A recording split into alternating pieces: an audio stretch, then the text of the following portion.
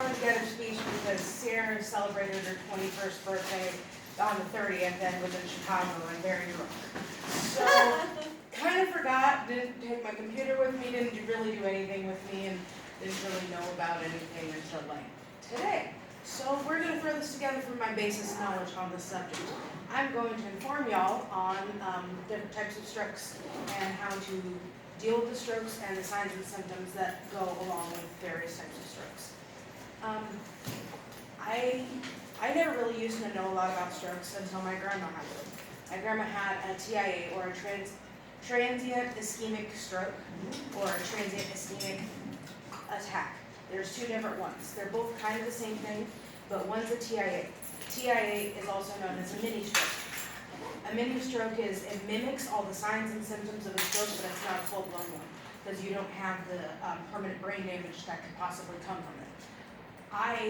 That happened when I was, I believe, a sophomore in high school.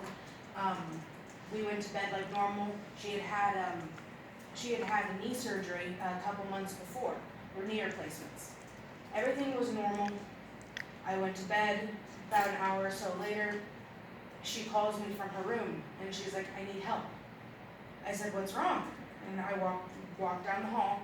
I ended up having to pick up. She was like 280 pounds. She passed out in front of the door, so I couldn't call if the ambulance were to come, they couldn't get in. So I had to pick her up on my own, get her up on the bed, because my uncle had just turned out his back, so he couldn't even pick up 5 pounds. So I had to pick up 80-pound woman on my own. It tells you how much adrenaline can actually work. And she ended up recovering from it perfectly fine. But that's the first time I got introduced to strokes. The way that a person can have a stroke is due to a lot of the time a surgery, or if you're on an airplane for a long time, that's why they suggest for you to get up and walk around on the plane to wander. Because for sitting too long, your blood can pool, or after surgeries you can have clots. And a lot of the time how a stroke happens is when a clot breaks free and will clog an artery. And that's how aneurysms are caused too, but with aneurysms as well, you can also get strokes due to the aneurysms. Or there's other ones like a hemorrhagic stroke, which is basically a bleed on the brain, where a vein or a blood vessel ruptures, your brain starts pooling with blood, and you have a stroke due to the hemorrhagic.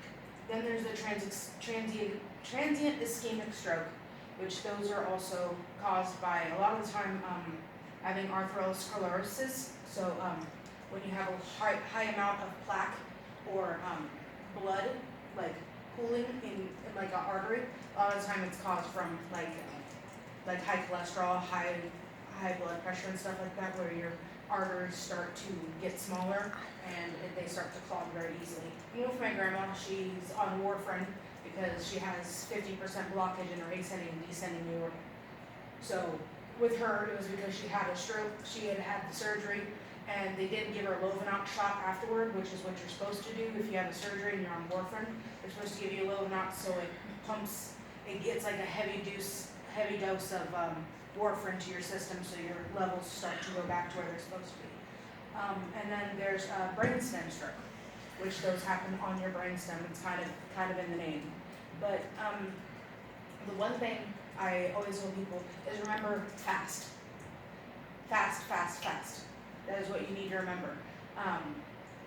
It's an acronym that's I found out from the American Society Stroke. Society on Strokes, I can't remember the name of it. But face drooping, and then arm, because it goes your face, your arm, and then stop and call. But basically, to tell the signs of a stroke is, first you're going to see facial drooping, or then you're going to see arm weakness, because normally when you have a stroke, it acts on one side of the body. It can happen in a full brain stroke, but it's very rare for that to happen. But normally it's either going to be on the left side or the right side. And you'll notice the face starting to droop, the arm starting to hang. They can't really move much, or sometimes they become paralyzed, and like my grandma fell to the ground, couldn't move. And then you just want to remember time. You want to call and time, because for every second someone stays unattended while a stroke, the damage gets worse. You want to get them to the hospital as soon as possible, because time is always the essence. The further they go along, the further they are in the process of having the stroke, the further they will no longer be themselves. I went to church with a guy who had a hemorrhagic stroke, and he had it in his 20s, and he died in his 80s. He couldn't speak the rest of his life. He couldn't speak. He was permanently paralyzed on one side of the face. The only thing he could do was go, and it was because he had had the stroke out in the field, and they didn't find him for like a day. But, you know, that's kind of the basis of my speech, kind of inform y'all of what a stroke is, what the different kinds are, and how to spot them, and just remember, fast.